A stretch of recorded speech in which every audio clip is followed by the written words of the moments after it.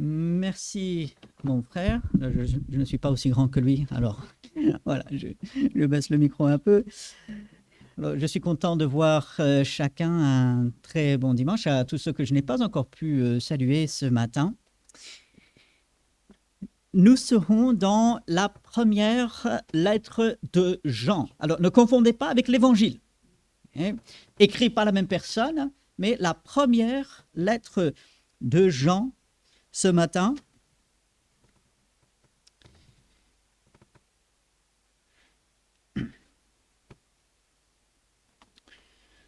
Jean,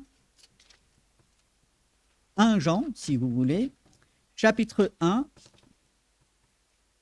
Nous commençons une série dans ce livre. Vous savez, depuis plusieurs semaines, un mois à peu près, nous parlions de la mesure d'une église. Alors, la mesure d'une église n'est pas toute la forme, toute la technologie, des lumières, la fumée, l'ambiance. Non, la mesure d'une église, c'est ce que Dieu fait en nous et à travers nous, et croître dans la grâce, grandir dans la foi, progresser. Voilà, nous avons parlé à la fois dans 1 Thessaloniciens, 2 Thessaloniciens, Colossiens. Et maintenant, nous allons passer plusieurs semaines à examiner ce livre, la première épître. Alors, épître, quand vous entendez cela, dites-vous dans votre esprit lettre. C'est juste un mot voilà, qui veut dire lettre. Donc, si c'est plus simple, vous pouvez retenir lettre. La première lettre de Jean, sûrement écrit après son évangile. Il y a un débat là-dessus, mais sûrement écrit donc un peu après son évangile. Et si vous connaissez bien l'évangile de Jean, vous allez voir toutes les ressemblances. C'est quand même assez incroyable. On voit que Jean, il a plusieurs thèmes vraiment à cœur. La vérité, la lumière, ce sont des choses qui vont revenir très souvent. Et bien sûr, Jésus-Christ qui est au centre. Nous avons vu et chanté donc ce matin de Jésus-Christ, son œuvre sur la croix, tout ce qu'il a fait pour nous. Et pour Jean, c'était vraiment quelque chose central pour lui. Ne confondons pas l'apôtre Jean avec Jean-Baptiste. Okay, lorsqu'on voit Jean ici, ce n'est pas Jean-Baptiste. Donc, voilà, juste quelques petites infos pour nous mettre bien dans l'esprit. Si vous avez la première épître de Jean, chapitre 1, sous les yeux, soit la version papier, soit sur votre téléphone, tablette ou autre, eh ben, je vous invite à suivre avec moi. Je vais lire tout le chapitre 1. Il n'est pas très long, quelques versets. Alors suivez avec moi, je vais lire, ensuite nous prierons et nous verrons pendant quelques minutes ce que le Seigneur il a pour nous. Ce qui était dès le commencement, ce que nous avons entendu, ce que nous avons vu de nos yeux, ce que nous avons contemplé et que nos mains ont touché concernant la parole de vie. Et la vie a été manifestée, et nous l'avons vue, et nous lui rendons témoignage, et nous vous annonçons la vie éternelle qui était auprès du Père et qui nous a été manifestée. Ce que nous avons vu et entendu, nous vous l'annonçons à vous aussi, afin que vous aussi vous soyez en communion avec nous. Or, notre communion est avec le Père et avec son Fils Jésus-Christ. Et nous écrivons ces choses afin que notre joie soit parfaite. La nouvelle que nous avons apprise de lui et que nous vous annonçons, c'est que Dieu est lumière et qu'il n'y a point en lui de ténèbres. Si nous disons que nous sommes en communion avec lui et que nous marchions dans les ténèbres, nous mentons et nous ne pratiquons pas la vérité. Mais si nous marchons dans la lumière comme il est lui-même dans la lumière, nous sommes mutuellement en communion et le sang de Jésus-Christ, son Fils, nous purifie de tout péché. Si nous disons que nous n'avons pas de péché, nous nous séduisons nous-mêmes et la vérité n'est point en nous. Si nous confessons nos péchés, il est fidèle et juste pour nous les pardonner et pour nous purifier de toute iniquité. Si nous disons que nous n'avons pas péché, nous le faisons menteur et sa parole n'est point en nous. Prions. Seigneur, nous plaçons ces moments sous ton regard.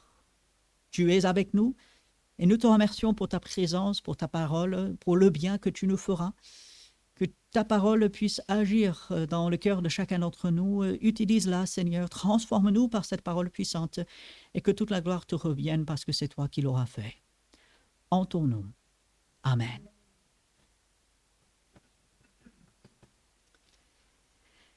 Alors, Jean, il prend son parchemin, il prend de l'encre, il prend ses instruments pour écrire.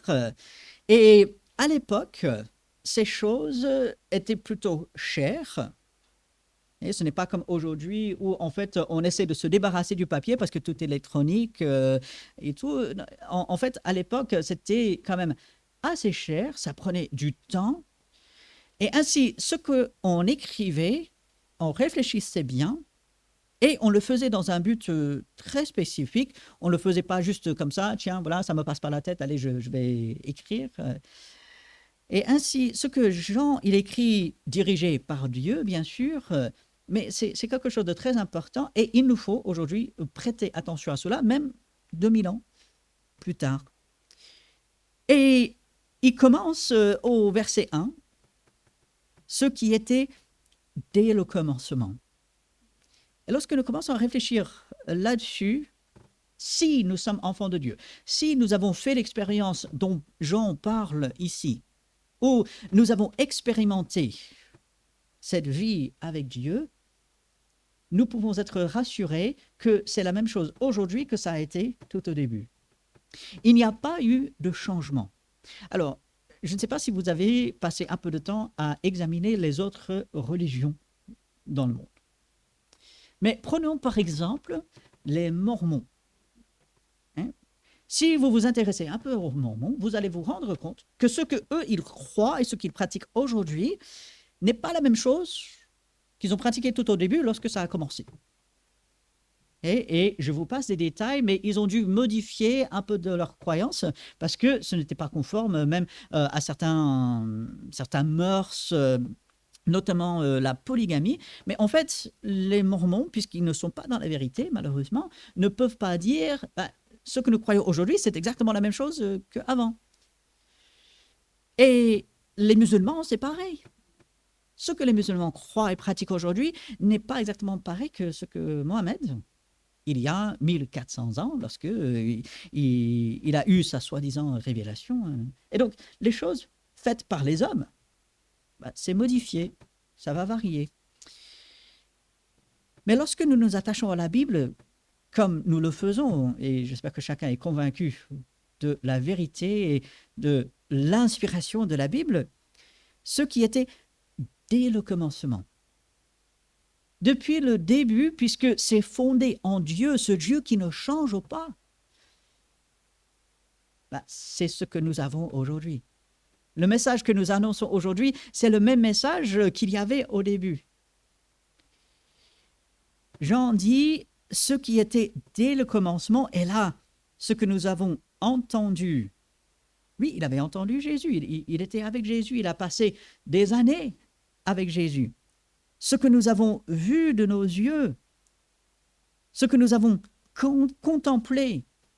Jean, avec les autres apôtres, il marchait avec Jésus, il discutait avec Jésus, il mangeait avec Jésus. Nous avons contemplé et que nos mains ont touché. Alors, à quoi est-ce que Jean fait référence là? Alors, on n'est pas exactement sûr, mais moi, je soupçonne, et il y a de bonnes raisons à le croire, que Jean fait référence ici, après la résurrection de Jésus, quand Jésus, notamment à Thomas, a dit « Voici mes mains, voici ma côte percée, mets tes mains, mets tes doigts dans mes mains, mais mets ta main dans la côte percée, et ne sois plus incrédule, mais crois. » Il a offert cela à tous. Et il a dit aux apôtres, aux disciples réunis dans la chambre haute, « Eh bien, voici mon corps. Un esprit n'a pas de corps, des os, la chair comme vous voyez que j'ai. » Et Jean, il a pu littéralement toucher ce corps ressuscité de Jésus-Christ. Et pour pouvoir toucher quelqu'un, il y a de la proximité, n'est-ce pas? Donc, ça veut dire une relation très proche. Et si nous sommes enfants de Dieu, de penser à cela et de se dire, aujourd'hui, parce que Jésus-Christ est venu, parce qu'il est ressuscité, j'ai une relation de proximité avec le Dieu de l'univers. Il n'est pas lointain, il n'est pas quelque part là, il est proche. Et Jean dit, ce que nous avons entendu, bon, on peut entendre quelqu'un qui est un peu loin. Ce que nous avons vu de nos yeux, ok, oui, eh ben je peux voir à une certaine distance. Ce que nous avons contemplé, ok, très bien, bon, contempler quelque chose, il faut que encore je rapproche peut-être. Mais là, ce que nous avons et ce que nos mains ont touché, cette proximité, on est proche. Et aujourd'hui, même si nous n'avons pas touché physiquement Jésus-Christ, chacun de nous, j'espère, on fait cette expérience, on parle de la présence de Jésus, on parle de son aide qu'il nous apporte. Il dit, nous avons touché de nos mains, nous avons vu toutes ces choses concernant la parole de vie.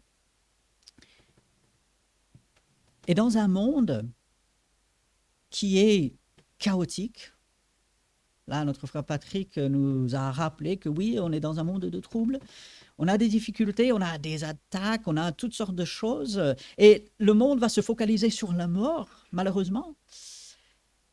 En tant qu'enfants de Dieu, nous avons la parole de vie.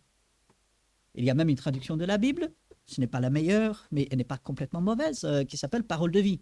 Pourquoi ils ont choisi cela comme nom de la traduction? Parce que la parole de vie. Cette parole de vie, cette parole qui rend la vie déjà pour les inconvertis parce qu'ils sont morts dans leur péché, mais cette vie continuelle pour l'enfant de Dieu, lorsque ça devient difficile, lorsqu'on ne sait plus quoi faire, lorsqu'on a des décisions à prendre et on se dit, mais qu'est-ce que je dois faire si je fais ce choix, il y a des conséquences et je ne sais pas exactement comment ça va être, mais bon, j'ai peut-être cette possibilité et puis je vacille. La parole de vie, la vie c'est le progrès, c'est la croissance et nous savons que c'est en Jésus-Christ. Et Jean, il est totalement convaincu de toutes ces choses parce qu'il les a vécues lui-même. Il y a une expérience là. Et il va écrire à ses frères et sœurs pour les encourager, parce qu'eux aussi, ils ont vécu ces choses. Mais il fait une petite parenthèse au verset 2. Vous l'avez peut-être remarqué, c'est peut-être relevé dans votre Bible. Verset 2, c'est une sorte de parenthèse. Cette vie, c'est-à-dire Jésus-Christ, a été manifestée. Nous l'avons vu, nous lui rendons témoignage et nous vous annonçons la vie éternelle qui était auprès du Père et qui nous a été manifestée. Le fondement, le début, c'est Jésus-Christ. Pourquoi est-ce qu'on y revient? Parce que c'est tellement important. Jésus-Christ, il est tellement important pour notre vie aujourd'hui. Même en tant qu'enfant de Dieu.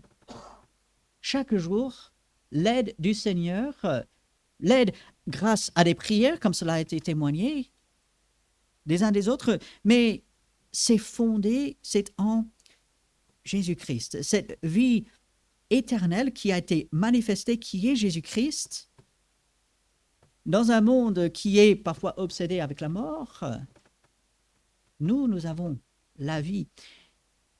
Et ça change notre comportement lorsque nous sortons des quatre murs de ce bâtiment, lorsque nous allons cet après-midi là où nous irons, lorsque demain, on sera à droite et à gauche avec nos préoccupations, si j'ai la vie de Jésus avec moi, ça change mon comportement. Ça me donne le courage pour affronter la journée. Ça me donne la paix, parce que je sais que ça ne dépend pas de moi. C'est en fait la vie de Jésus-Christ qui vit à travers moi. Jean, il rappelle déjà pour lui-même, mais pour les frères et sœurs auxquels il écrit, cette vie, c'est la vie éternelle, elle a été manifestée, elle était dans le Père, elle est venue, Et là, au verset 3, il reprend sa phrase. Ce que nous avons vu et entendu, nous vous l'annonçons. Alors, c'est intéressant. Jean, il sait que les personnes à qui il écrit sont sauvées. Il sait que ces personnes ont accepté Jésus-Christ comme leur sauveur. Et il va leur annoncer finalement l'évangile. Et on pourrait se dire, mais à quoi bon? Ils sont déjà sauvés. Pourquoi leur reparler quand même du salut? Pourquoi leur reparler de l'évangile, de la vie éternelle, de toutes ces choses? Jean, tu pourrais parler d'autre chose. Et il va parler d'autre chose. Mais bon, allez, c'est la base, c'est le fondement. Passons à autre chose, on a fini avec ça. Non. Jean, il dit, nous vous annonçons cette vie éternelle pour vous le rappeler et regardez, à vous aussi, afin que... Alors, vous pouvez souligner ces deux petits mots dans votre Bible, si vous avez l'habitude de faire ce genre de choses. Afin que, dans le but, c'est le but ici. Alors, ça veut dire que c'est assez important. Afin que vous aussi, vous soyez en communion avec nous. Et vous pouvez faire un petit trait entre afin que et communion. Jean, il rappelle les vérités de l'Évangile, il rappelle Jésus-Christ, il rappelle tout ce que lui, il a expérimenté, que aussi ses frères et sœurs ont expérimenté, et il dit, je vous annonce ces choses, je vous les rappelle, et je le redis, pour que nous soyons en communion entre nous. La communion, c'est quoi? Dans l'Église catholique, la communion, c'est dans la messe, ça peut être. Alors, lorsqu'on présente les différents éléments, on appelle ça par moment la communion. On appelle la communion aussi cette cérémonie qu'on va faire à un moment donné. Mais la communion, c'est quoi? Selon la Bible, il y a l'idée de partage. Et si vous vous posez la question, mais pourquoi le dimanche matin, soit moi quand je préside, soit notre frère Luc, on donne cette occasion de partager, comme on a fait ce matin? Pourquoi? Vous le savez, mais c'est pour qu'on puisse entendre ce que Dieu est en train de faire dans la vie des uns des autres. Et je profite de ce moment pour vous encourager de partager ce que Dieu fait dans votre vie. Et puis, si vous avez retenu un peu, moi je l'ai retenu tout au début du partage de notre frère Patrick, il a dit, parfois on n'ose pas parler parce qu'on se dit on n'a rien d'extraordinaire à partager. Ne faites pas cela de grâce. La vie, elle est faite de choses assez normales et c'est là où Dieu travaille. Alors, même les choses qui semblent les plus normales et banales, n'hésitez pas, dites merci Seigneur.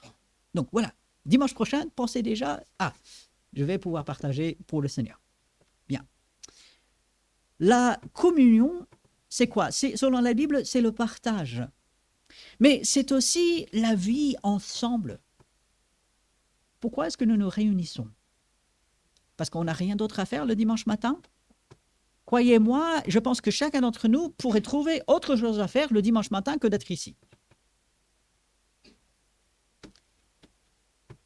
On se réunit parce que déjà, Dieu nous dit de le faire. N'abandonnez pas votre assemblée. Surtout parce que les jours deviennent de plus en plus mauvais. Mais nous nous rassemblons parce qu'il y a la communion. On est en commun. Communion, commun. Il y a le partage. Et Jean dit, nous vous annonçons finalement Jésus-Christ et la vérité qui le concerne, à vous aussi, dans le but exprès, afin que vous aussi, vous soyez en communion avec nous. Et cela nous emmène à la question, lorsque nous nous réunissons en tant que frères et sœurs en Christ, que ce soit ici, dans ce local, que ce soit à l'extérieur, que ce soit chez l'un, chez l'autre, que ce soit le dimanche matin, que ce soit le mardi soir. Qu'est-ce qui nous lie? Qu'est-ce que nous mettons en commun? De quoi est-ce que nous parlons? Est-ce que nous nous annonçons les uns les autres les vérités de la parole?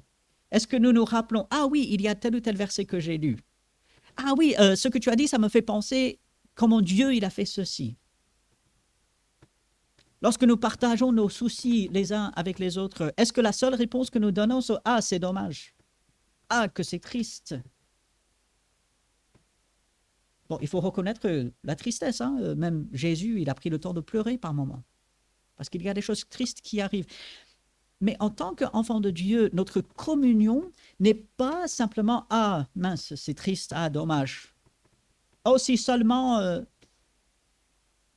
Non, c'est de venir à côté d'un frère, d'une sœur qui passe par un moment difficile, peut-être de pleurer avec cette personne, comme la Bible nous dit, de pleurer avec ceux qui pleurent, de se réjouir avec ceux qui se réjouissent, mais aussi d'apporter ce que la Bible dit concernant Dieu, concernant Jésus-Christ, concernant l'espérance de la vie éternelle que nous avons. Et lorsque nous sommes ensemble, oui, on peut discuter de plein de choses. Des choses qui nous tiennent à cœur, nos centres d'intérêt, des choses qu'on a vécues.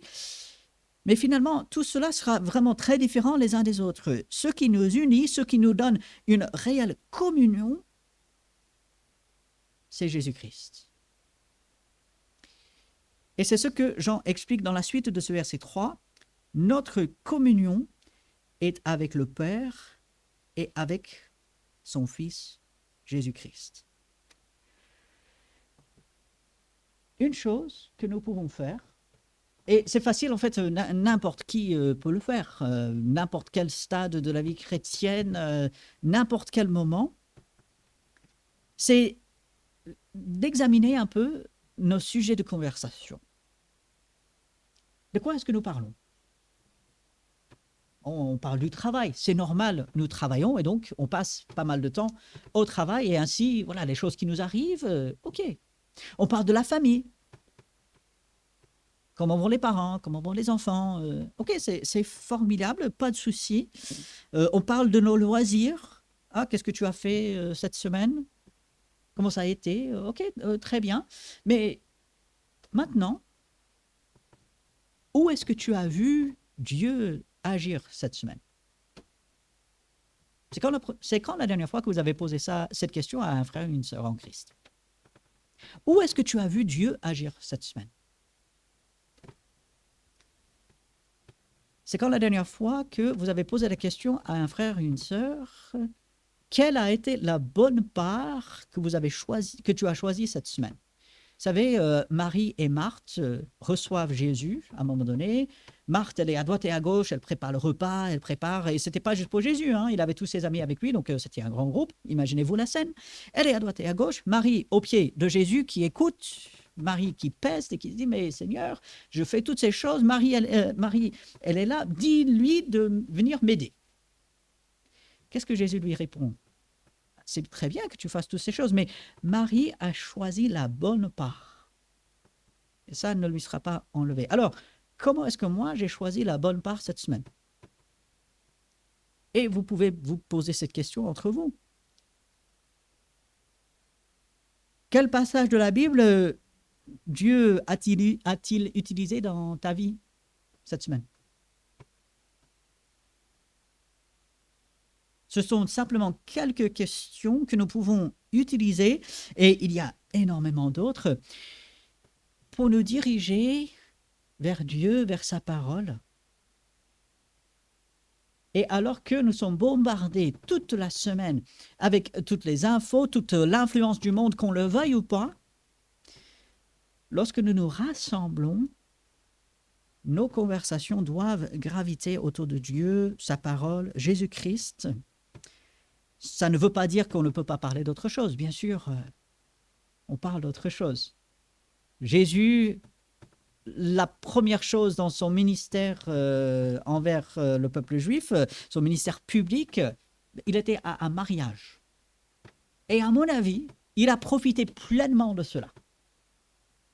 Paul, lui, quand il allait à droite et à gauche, il était chez les gens.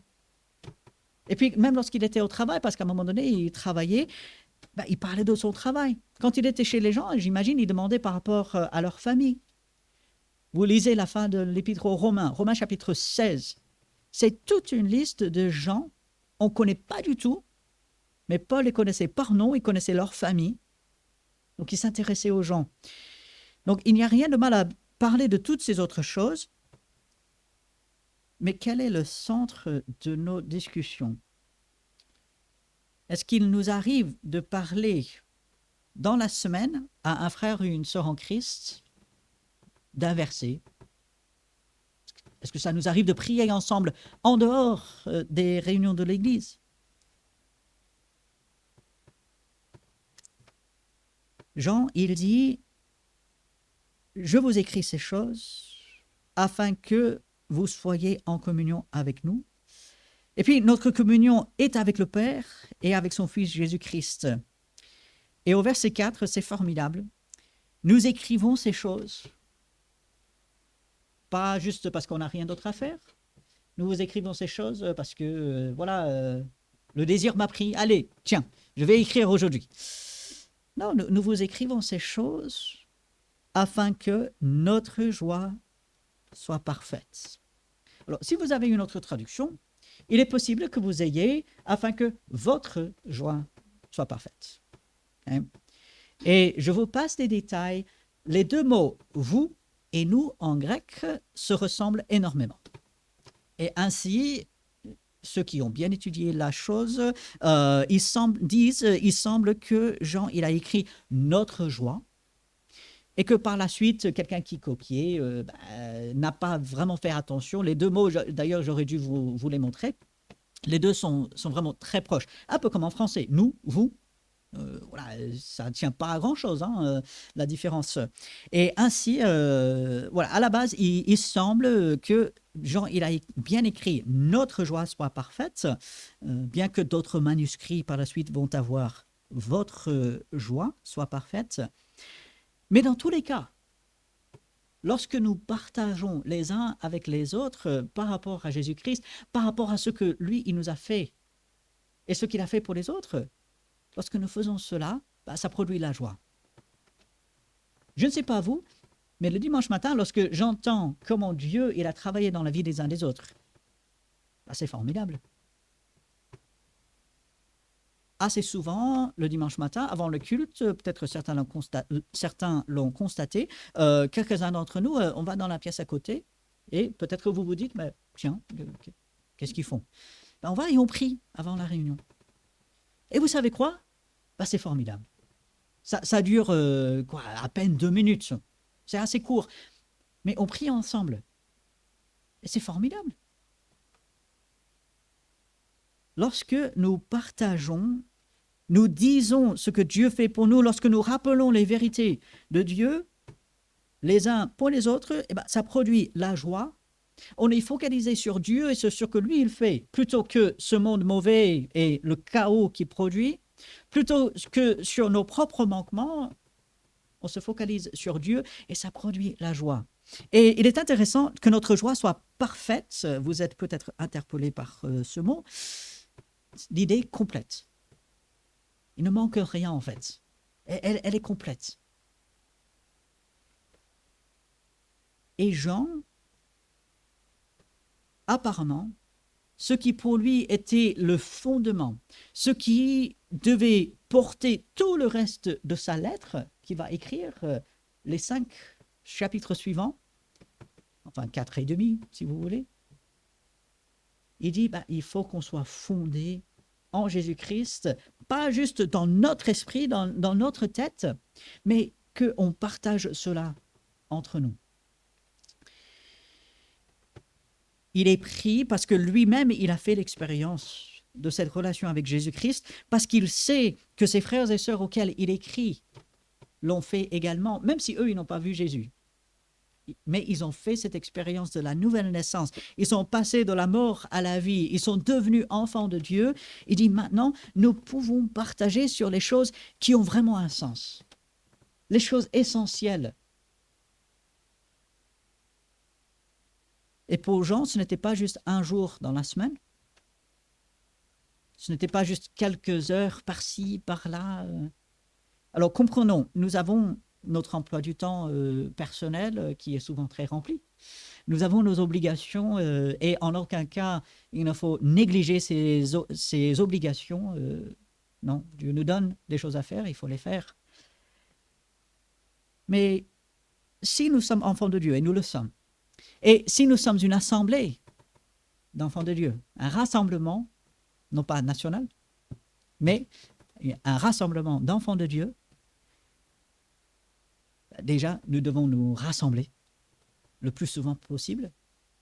Et lorsque nous nous rassemblons, nous devons dire les uns envers les autres les merveilles de ce que Dieu il a fait en Jésus-Christ. Et on peut dire, oui, mais ça, on connaît déjà. Ok, très bien. Est-ce qu'on le fait? Et si jamais on se lasse, on a un peu marre d'entendre ce que Dieu il a fait par Jésus-Christ dans la vie d'un frère ou d'une sœur en Christ, il y a peut-être un problème. Jean avait compris que Dieu veut la communion. Dieu veut le partage, Dieu veut en commun, ensemble, que nous soyons déjà en communion avec lui, et nous le sommes par Jésus-Christ, là il n'y a pas de doute, et que Dieu veut la communion, ce partage les uns envers les autres, entre ses enfants.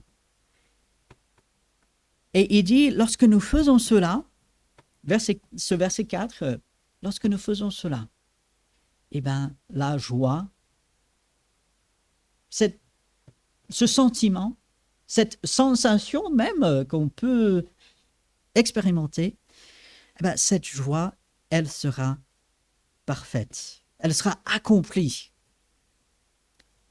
Et combien il est beau, lorsqu'on est avec des frères et sœurs, d'entendre « Ah oui, là, Dieu, il a répondu aux prières. Là, Dieu, il a fait ceci, il m'a montré ceci. Voici un verset qui m'a vraiment touché cette semaine. Voici un enseignement, voici quelque chose que j'ai écouté, quelque chose que j'ai lu. » Et là, on est accompli. Parfois, on peut avoir l'impression d'être en manque. Et lorsqu'on est en manque, qu'est-ce qu'on peut faire? Déjà, on va vers Dieu, ça c'est la première chose. Mais aussi, on va vers les frères et sœurs. Hier, 7 ou 8 entre nous se sont réunis. On a passé à peu près 2 heures autour d'un bon goûter, une tasse de café, une tisane. Mais on a passé du temps autour de Dieu et autour de sa parole.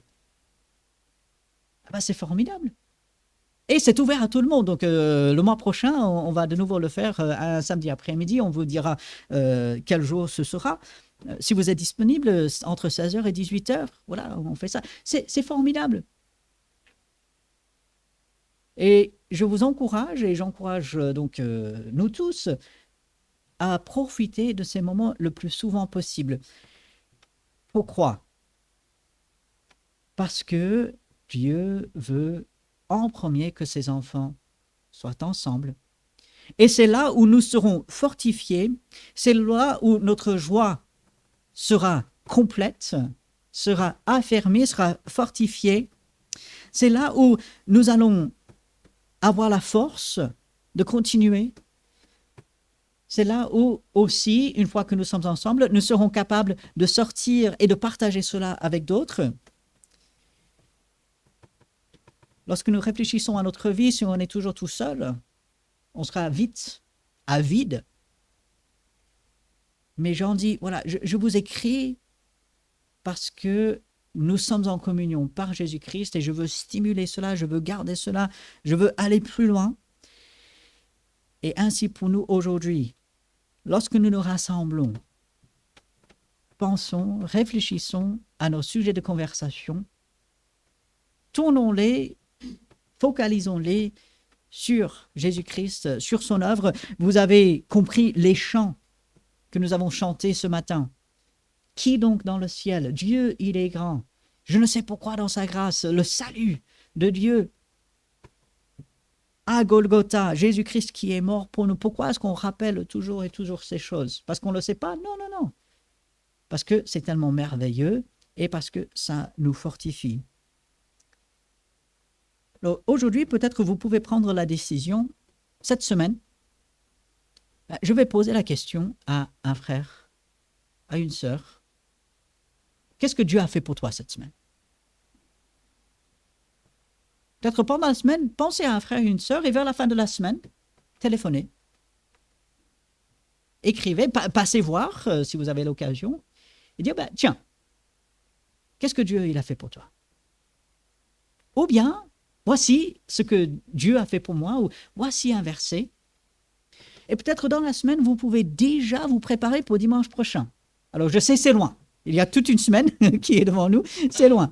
Mais peut-être déjà aujourd'hui, vous pouvez penser, ah, dimanche prochain, on va pouvoir partager, on va pouvoir avoir cette communion ensemble. Qu'est-ce que moi, je pourrais partager de ce que Dieu fait dans ma vie? Et peut-être que je peux poser la question à une frère et une sœur, mais quelle est la bonne part que tu as choisie cette semaine pour le Seigneur? Et puis retourner la question un peu, quelle est la bonne part que moi j'ai choisie? Qu'est-ce que Dieu a fait dans ma vie? Si on a du mal à répondre à cette question, ce n'est pas parce que Dieu n'est pas à l'œuvre, hein.